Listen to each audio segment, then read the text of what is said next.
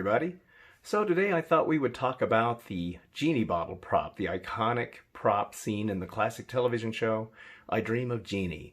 So I thought we could start from the beginning here and then work our way all the way down and kind of discuss the history of the prop and some kind of interesting behind the scenes drama that went on while they were filming the show.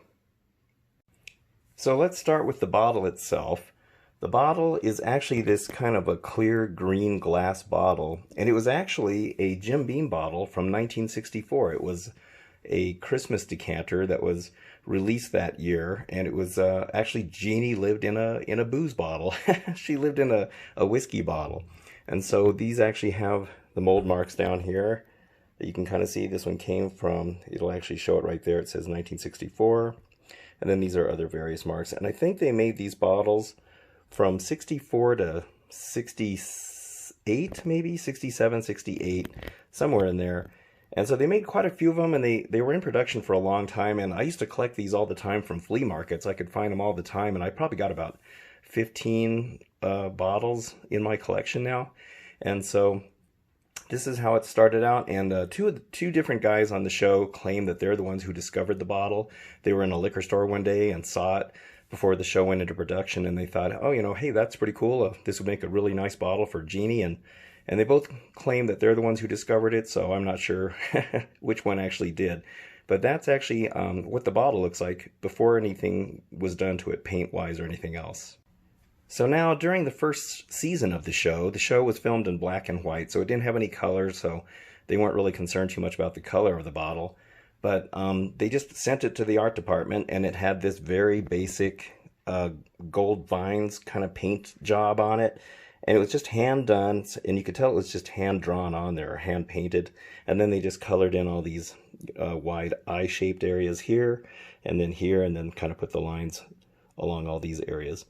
And then they also had the leaves going this way, and then there's I think 4 that goes around the top there. So this particular bottle I painted myself. I painted it probably about, oh gosh, I don't know, 15 years ago maybe. It's been a long time. And in fact, sadly, over the years, the clear coat is starting to come off now. I may have to go back and touch this up. But anyway, if you watch the show, you'll notice it has this lid on it. And so if you watch the first episode, Jeannie sneaks her bottle into Major Nelson's backpack, and the lid was left on the island. And so after the first few episodes, all of a sudden this lid mysteriously starts showing up on the bottle. And this actually came from a bottle called the Old Granddad bottle. So this is not an actual lid from the Old Granddad bottle. In fact, if you try to find one of those on eBay now, they are really expensive, because people that are buying it, they don't care about the bottle. They just want the lid. And so thankfully, and I'll discuss this gentleman later, his name is Brian. He's one that did some professional painting of the other Genie bottles that I have. But he managed to get a hold of an actual Granddad lid and then made a mold of it. And then he made these really nice resin replicas of the lid. And so I was really glad to get one of these, because the first season bottle has that distinctive look by having this lid on there. I mean, you have to kind of have this lid to make it look right. Now, Larry Hagman and Barbara Eden were on the old Donnie and Marie talk show one time, and Donnie asked how many bottles did they make on the show, and Larry claims that there was just the one, but I think he was referring to the first season bottle that you see here, because there was definitely more than one for the color episodes. And so Larry said that he got to keep the original one. I think he sadly sold it at auction later on down the road. Well, he probably made a lot of money on it. But and he also got to keep, when Jeannie was down in her bottle in here, if you all remember, she would be on the inside of the bottle. And in the first season episodes, it was very dark and dank in there. And when they went to the color episodes, Larry got to keep that interior set. And he said he kept it in his backyard for many years, because it made for a really nice, comfortable area to sit in back there, and if you put music in there, it made a really nice stereophonic, almost like an amphitheater kind of sound to it. And then he said, sadly, the weather got to it over the years, and kids used to jump on it, and holes were getting put into it. And so it was made of fiberglass, and so sadly that didn't survive, because it probably would have been worth a fortune today. Now, back in 1995, this magazine from People magazine came out, and it was a really cool one, because it showed, where are they now? Whatever happened to all these stars from our favorite TV shows from back in the day? And of course I had to, pick this up, and I saved it all these years because it shows Barbara Eden right here. And you can see she is holding one of the original, let me see if I can get it without the glare on it. She was holding one of the original bottles that she kept from the second season of the show. And it's really cool because for the first time ever, we could see all the details on the bottle, including, if you look here, you can see there's chips on the top of it where, Larry Hagman would be kind of rough with the bottle on the show. And so that's probably where, they accidentally chipped the lid into it, and you can see some paint chips here and there.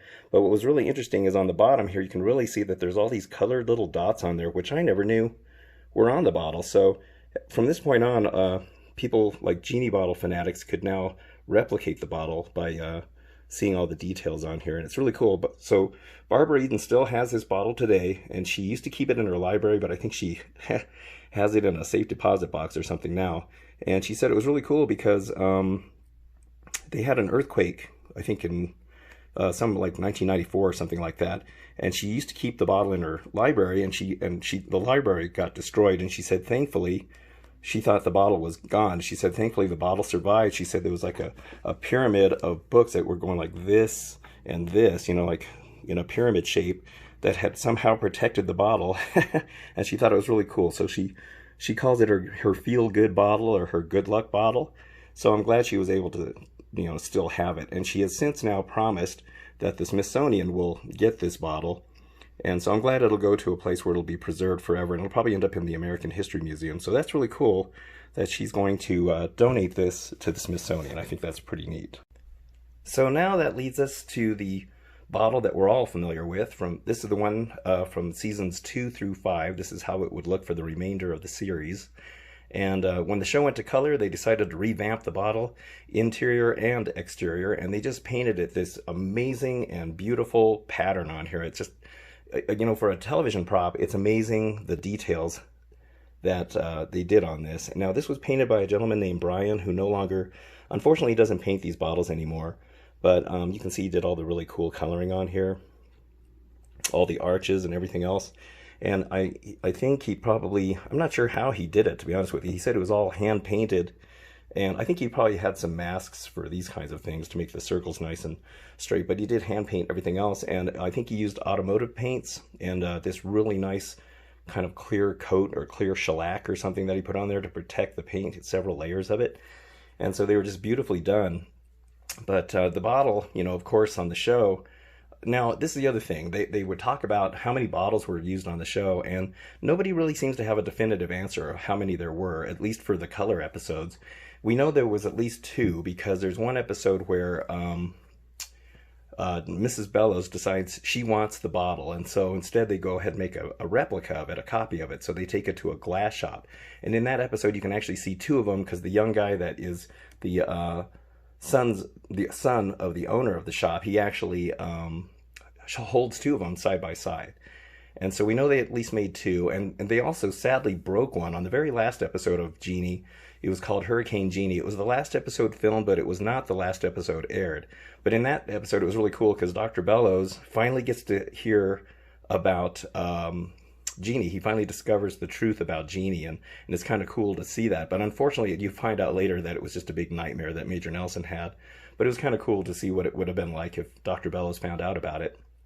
And so, in that episode, one of the bottles gets smashed. Genie is handing the bottle back to Dr. Bellows, and as he's getting ready to grip it, he loses the grip and it smashes. And I just couldn't believe they smashed one of the bottles on the episode. It was really sad. And interestingly enough, when they show a close-up of the smashed bottle, there's no furniture in it, which I thought was kind of a weird blooper. So anyway, this is the bottle that we're mostly familiar with. And there was I have another bottle, and I'll explain why I have 2 of those. Okay, so here's the other bottle, and you may look at it and think they look exactly alike, but there's a very slight difference between the 2. So somehow, in talking to Brian, who painted these bottles, by the way, he doesn't do the bottle painting anymore. He had so many orders, it was actually kind of taking over his life, and sadly, it was starting to interfere with his personal life and family life. So I was really sad that he decided to retire from it, because There's 3 different Genie bottle artists, and I think Brian was probably one of the best ones. And if you want to buy one of these, you can find them on eBay. There's a ton of different bottles, but you kind of got to watch what you're doing, because some of them are replicas in the fact that it's not an actual glass Jim Beam bottle. They're like these, they made a casting of this, and it's made out of like a clay or a resin or something. And if you get one of those, the bottle is smaller. It's probably only about this much taller, and the proportions are just a little bit smaller because it shrinks. The way it comes out of the mold, it shrinks. So you don't want one of those. And then there's one that's made out of metal, and I can't remember the company that makes those, but those ones aren't very good either, because this little edge right here on the lid, it actually has a flat section. It looks really weird, and the paint job is terrible. Like, these arches are really uneven, and you can just tell they didn't really put as much care into it. So if you want a Genie bottle prop, I suggest you get one from an artist that does a really good job on these, but make sure you get an actual glass Jim Beam bottle, because that's kind of like the true bottle that you're going to get. If you want a bottle, you want it to be from the actual source, you know. So anyway, just a little tip there in case you're thinking about buying one. But anyway, so I was talking to Brian and some of the other Genie fans, and somebody had mentioned that they thought these arches had kind of a bluish color to them rather than the white color. And in looking at different photos, we're all kind of arguing about it. It's like, well, maybe it's just the way the film is, and maybe it was way that was, you know, rendered online or something. And so somebody actually knew Barbara Eden's husband and gave him a call and said, hey, can you take a look at Barbara's bottle and tell us what color are the arches, the ones that are just above the bottom part? And he said they were actually a light blue color. So in that picture I showed from the People magazine, they actually look white in that photo, but maybe they are light blue in color. But even on this one, where the arches are white, they have a slight bluish tint to them, and I think it's because the background purple color is actually kind of starting to show through it shows through the white paint a little bit, giving it a little bit of a blue tint, and that might be why people are seeing the blue. But Brian, in his later incarnations of the bottle, he would actually use a very light blue tint to this line here, as well as the arches and the ones up here too. So, you know, he would paint them either way you wanted. He would, you know, go ahead and paint it to the way you like. And I think he actually signed this one.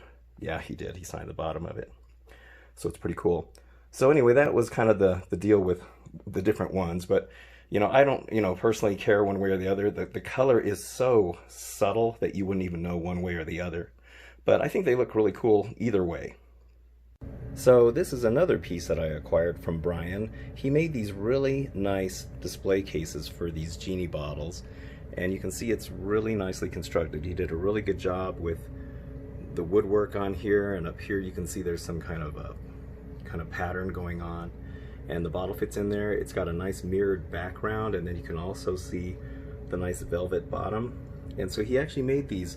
I think he only made about 3 of these. He didn't really make that many, and I don't know if it's because they were a lot of work, or I think it was about the time that he stopped painting bottles. So unfortunately, he only made, you know, just the 3, but I was happy that I got one because it looks really good, and you can take the lid off the top. You'll have to pardon the other stuff that's up here, my Battlestar Galactica and DO there, but you can take the lid off, and then that's how you put the bottle in there.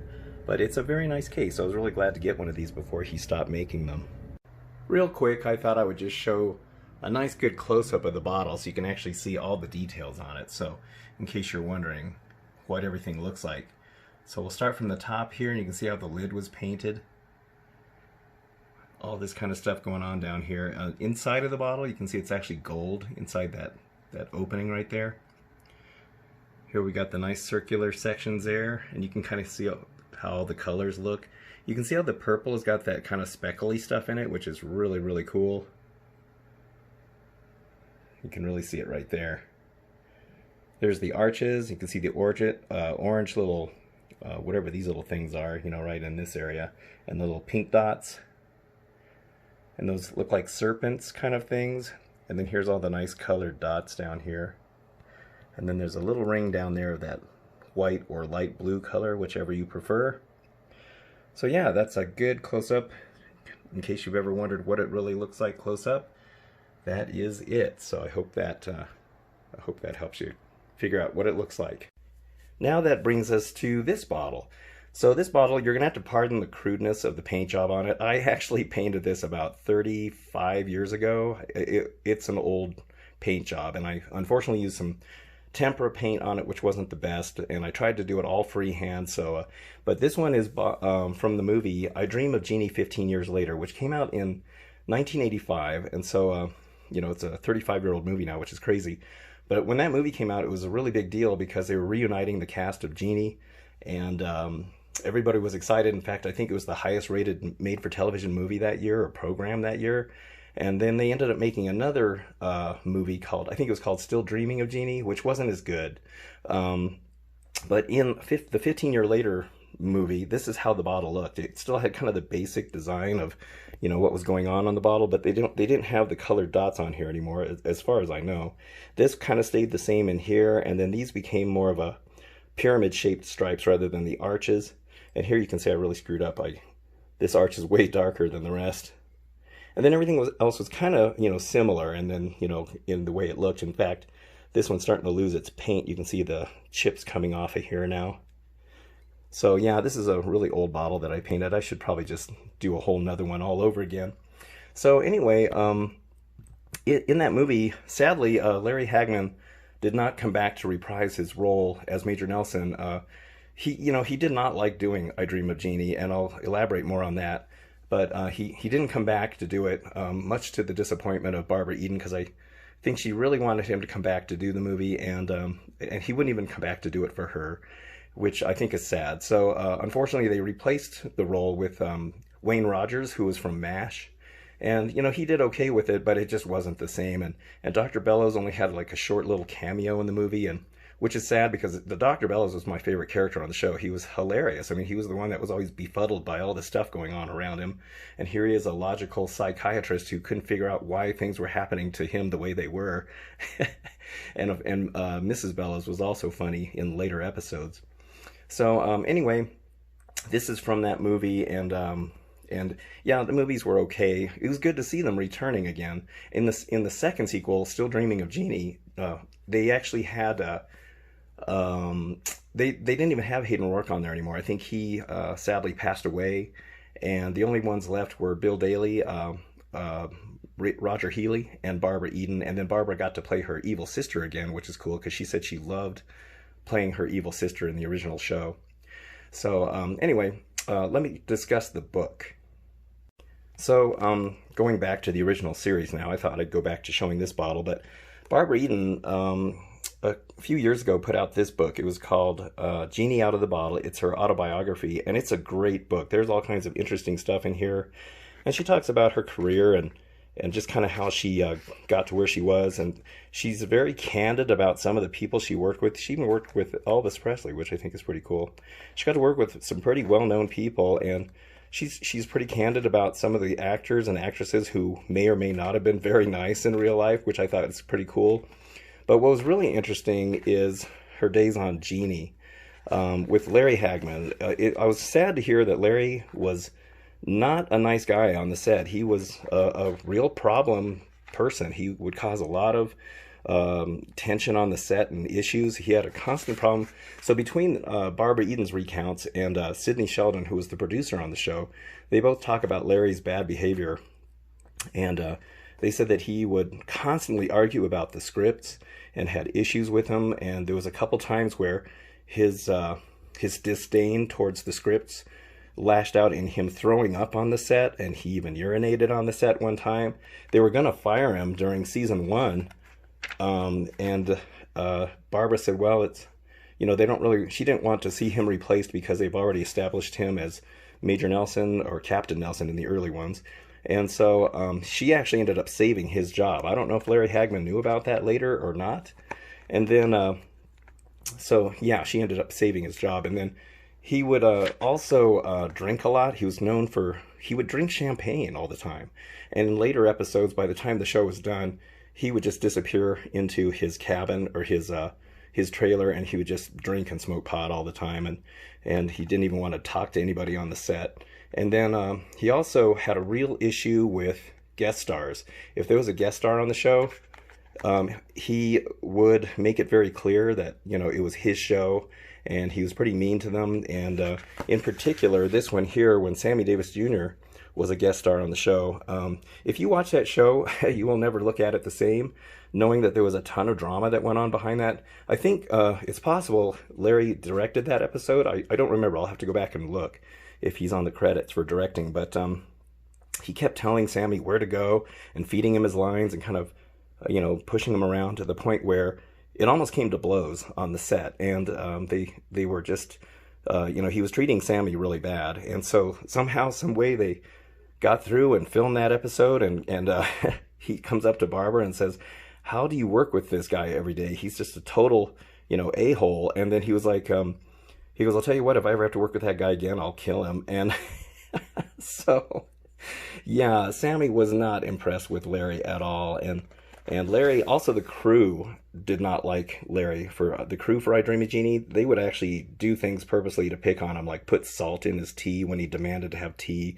And so they didn't like him either. And so, yeah, it was kind of sad to hear that Larry's behavior was really bad. Now, there was three people that he didn't mess with on this show. And that is Michael Ansara, as we see here, was Barbara Eden's real-life husband. And he appeared in 3 episodes of Genie. He appeared as King Kamehameha and Biff Jellicoe, the playboy that all the women liked. And then in the first episode of the 2nd season, the first color episode, where he appears as the Blue Djinn. And so Larry obviously didn't mess with him because he was Barbara's husband. And then also, I don't think there's a picture of that in here, but Milton Berle was also a guest in one of the Hawaiian episodes, and actually Larry just refused to work with him at all because he knew that Milton was nobody to mess with, and he was a very big name in Hollywood, and he was actually the one that kind of got TV started. He was called Mr. Television for a reason. But also, and this was funny, Milton's way of dealing with people that were problematic on a set or divas on a set is that he would just pull his pants down and expose himself to that person. And I guess Milton was well known for his, shall we say, well endowment. And so Larry knew well enough to leave him alone too. And also Groucho was on an episode, but he only appears at the very end. And he didn't really bother Groucho either, but he was probably only there for a short time to do a real quick cameo at the end of the episode. And Groucho didn't even ask to be paid for the episode. He just wanted a brand new TV, and so they gave him a brand new TV, only to find out that when they brought it to his house, he oddly wanted it to be put in a closet. And then he says, "Well, where's the clicker?" And the guy that was moving it says, "The clicker?" He goes, "Yeah, the clicker. He was referring to the remote control. And he goes, "Well, this one doesn't come with a remote control." And he goes, "Well, get it out of here." And so they had to move it back out. I think eventually they got him the TV that he wanted. And then the other person that Larry did not mess with was Hayden Rourke, who played Dr. Bellows. And that's because Hayden Rourke was actually very good friends with Larry Hagman's mother, Mary Martin. She was an actress as well, and she played like Peter Pan and stuff like that. And so because Hayden was good friends with his mother, he respected Hayden. And in fact, when Larry was acting up on the set, Hayden was the only one that could come up to Larry and say, "Hey, knock it off. Let's get this done. Let's get the job done today." And he would kind of put Larry in his place. And Barbara said that he was the only one that could get away with that. So I found that really interesting. So yeah, if you are really wanting to hear about all this interesting stuff, this is a really good read. I highly recommend getting it. I don't know why I put it off so long to buy it. And then I saw it one day. I'm like, oh my gosh, I totally forgot I wanted to read this book. And it's excellent. It's a really good book. So very interesting stories behind there. So anyway, that is kind of the story behind the I Dream of Jeannie bottle, how it became the bottle, and interesting drama that went on behind the scenes. And it's kind of sad that there was that kind of drama, but it's one of my favorite shows from back then. It's just a fun, innocent show when things were a lot more innocent, and the slapstick in it was great. And although Larry was kind of a pain in the rear on the set, his ability to do physical stunts was really, really good, and his facial expressions, and he just really did a great job as Major Nelson. But everybody did a great job on that show, and of course Dr. Bellows, like I said, is my favorite character. But anyway, that is it for this video. I hope you enjoyed it, and I hope you maybe learn some things that you never knew about the show. And if you did enjoy it, please like and subscribe. And thank you again for watching. I very much appreciate all of you watching my videos. And I guess I'll see you on the next one. And thank you again, and take care.